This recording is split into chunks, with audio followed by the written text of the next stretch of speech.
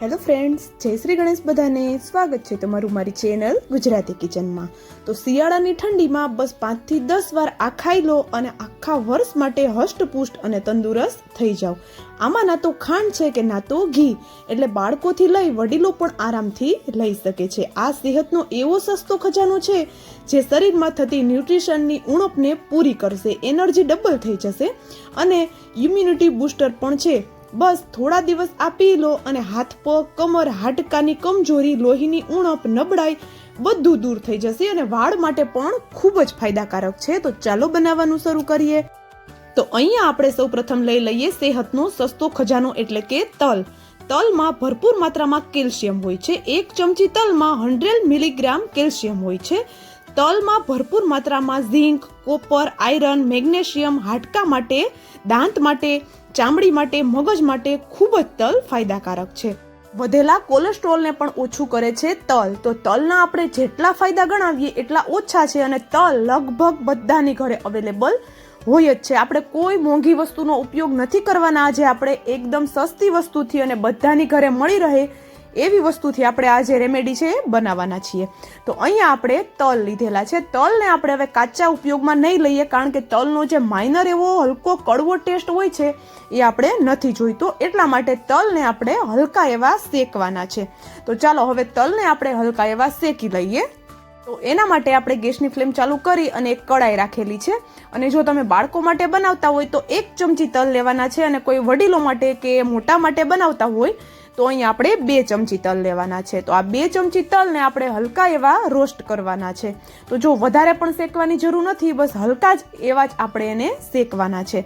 અને અત્યારે તમે વધારે ક્વોન્ટિટીમાં તલ શેકી અને સ્ટોર પણ કરી શકો છો, એટલે તમારે રોજ આ ઝંઝટ કરવાની જરૂર પણ નહીં રહે. તો જો થોડી જ વાર થઈ 1 થી 2 મિનિટમાં તલ છે સરસ એવા રોસ્ટ થઈ ગયા છે. તો આપણે એને એક પ્લેટમાં લઈ લઈએ અને આપણે એને ઠંડુ થવા માટે સાઈડમાં રાખી દઈએ. ત્યાં સુધીમાં આપણે સેમ જ કડાઈમાં 1 ગ્લાસ જેટલું દૂધ લેવાનું છે. તો જો અહીંયા તમે ફૂલ ફેટ દૂધનો ઉપયોગ કરતા હોય તો દૂધને પહેલાં ગરમ કરી અને એની ઉપરની મલાઈ આપણે હટાવી લેવાની છે ને પછી આપણે દૂધનો ઉપયોગ કરવાનો છે.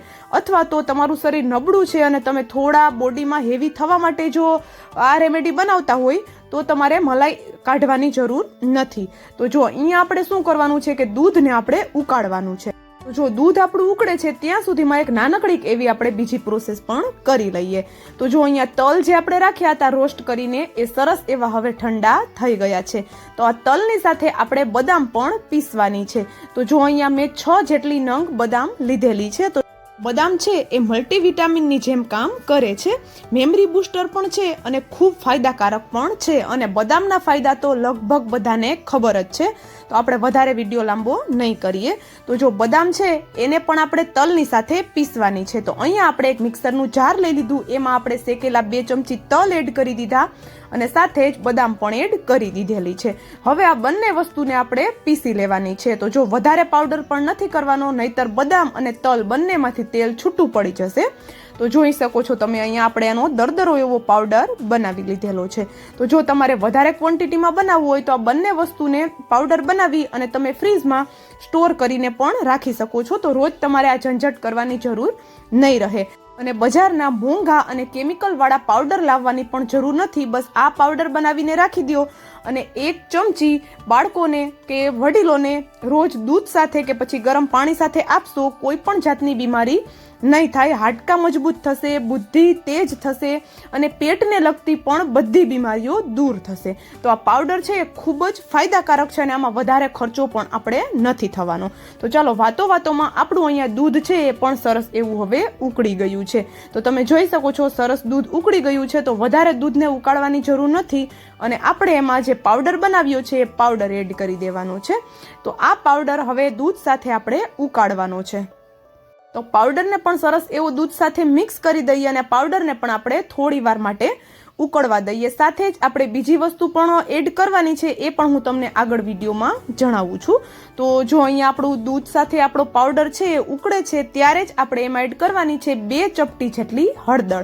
તો હળદર હોય છે એ શિયાળામાં ખૂબ જ ફાયદાકારક હોય છે, શરદી ઉધરસમાં ખૂબ જ ફાયદો આપનારી હોય છે. તો જો અહીંયા હળદર પણ એડ કરી અને સરસ એવું આપણે મિક્સ કરી લીધું. હળદરની જગ્યાએ તમે કેસરના થોડા ધાગા પણ એડ કરી શકો છો. તો હવે દૂધ છે આપણું સરસ ઉકળે છે તો એમાં જ આપણે એડ કરી દઈએ એક તજનો ટુકડો. આ તજનો ટુકડો છે એ નાનો છે પણ એના ફાયદા ખૂબ જ મોટા છે. તજ છે એ એન્ટીઓક્સિડન્ટથી ભરપૂર હોય છે અને આનું એસેન્શિયલ ઓઇલ શરદી ઉધરસ ગળા માટે ખૂબ જ ફાયદાકારક હોય છે. તો તજનો ટુકડો એડ કરશું એટલે બે ફાયદા થશે. એક તો ફ્લેવર પણ વધશે અને સાથે ફાયદા તો મળવાના જ છે. તો જો હવે આપણે આ બધી વસ્તુને ઉકળવા દઈએ અને હવે આપણે અહીંયા લીધો છે ખજૂર. તો આપણે આમાં ખાંડ કે પછી બીજી કોઈ વસ્તુ એડ નથી કરવાના. તો મીઠાશ માટે આપણે અહીંયા લીધો છે ખજૂર. અને ખજૂરના પણ ઘણા બધા ફાયદા છે એ તમને બધાને ખબર જ છે. તો જો ખજૂરને તમે આવી જ રીતે ઝીણો ઝીણો કટ કરીને પણ દૂધમાં એડ કરી શકો છો અને રાતના પલાળી દૂધમાં અને સવારે પણ ઉપયોગમાં લઈ શકો છો. રાતના દૂધમાં પલાળેલો ખજૂર છે એના ફાયદા ડબલ થઈ જતા હોય છે. મેં અહીંયા 4 નંગ જેટલા ખજૂરને રાતના દૂધમાં પલાળેલો હતો. એના ઠળિયા હટાવી અને આપણે 1 થી 2 પાણીથી એને વોશ કરી અને પછી દૂધમાં પલાળી દીધેલો હતો. તો જો સવારે જોઈએ છીએ આપણે તો ખજૂર છે એકદમ સરસ એવો પલળી ગયો છે અને મેં સોફ્ટ વેરાયટીનો ખજૂર લીધો હતો એટલે જો એકદમ સરસ એવો પલળી ગયો છે.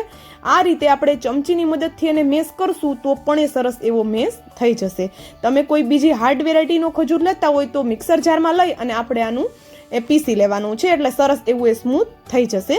તો જો અહીંયા આપણે એને ચમચીની મદદથી પીસીએ છીએ એટલે હલકા હલકા ખજૂરના ટુકડા રહેશે. એ જ્યારે ખાવામાં આવશે ત્યારે ખૂબ જ સરસ એવા લાગશે. તો જો મેં ચમચીની મદદથી સરસ એવો ખજૂરને પીસી લીધો છે. તો હવે આપણું જે દૂધ ઉકળે છે એ લાસ્ટમાં સરસ એવું ઉકળી ગયા પછી જ આપણે આ ખજૂરવાળું દૂધ એડ કરવાનું છે. તો જો અહીંયા સાથે જ આપણે થોડી 5 થી 6 જેટલી કિસમિસ પણ એડ કરી દઈએ છીએ અને આપણું જે ખજૂરવાળું દૂધ છે એ પણ એડ કરી દઈએ અને બસ 1 મિનિટ જેવી જ આપણે ગેસની ફ્લેમ ચાલુ રાખવાની છે. તરત જ આપણે ગેસની ફ્લેમ બંધ કરી દઈશું.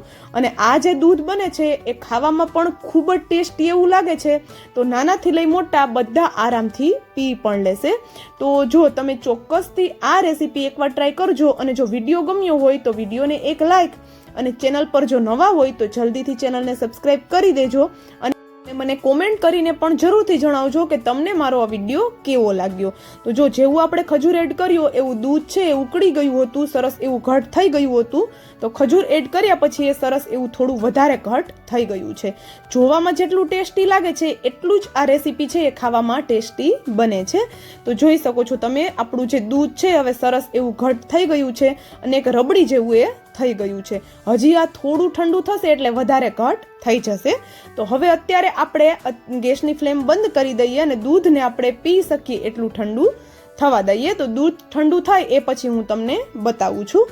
તો જો અહીંયા આપણું દૂધ છે હવે સરસ એવું ઠંડુ થઈ ગયું છે અને પેલા કરતાં થોડું ઘટ પણ થઈ ગયું છે. તમે જોઈ શકો છો એક રબડી જેવું ટેક્સચર દૂધમાં આવી ગયું છે.